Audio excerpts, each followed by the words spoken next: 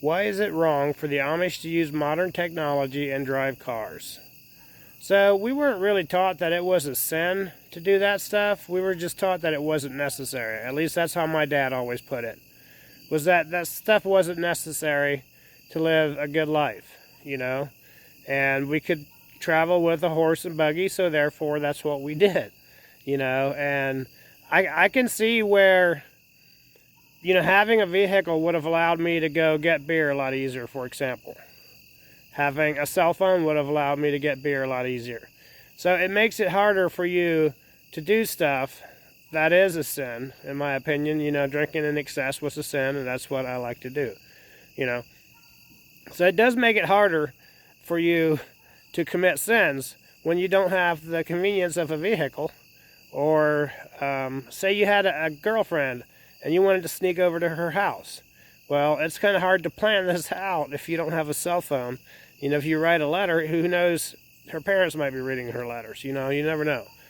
I used to have a girlfriend, and we would write letters, by the way. But we would never write anything that, you know, we wouldn't want to be seen by anybody else, for example. And that's the way it is with most of these things. It's like, it's not that it's necessarily a sin, but it might help you walk the straight and narrow path a little easier if you don't have a car and if you don't have, you know, a cell phone. And obviously, if you have a television, then, you know, you could watch shows. Not all shows are evil, in my opinion. Some shows are very informative, you know, but some shows are immoral, and you don't want your kids watching that. So I can totally see why you don't have television.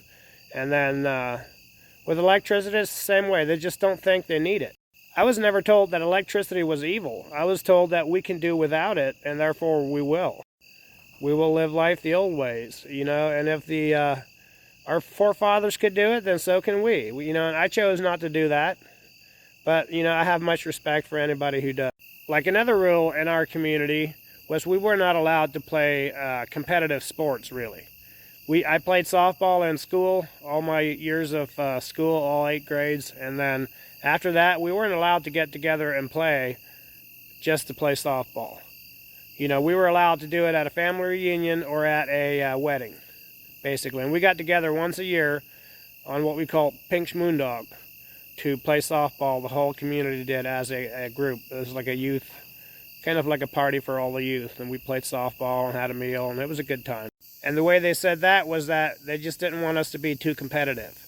And they finally did allow us to play volleyball, though, on Sunday afternoons after they had a couple shotgun weddings.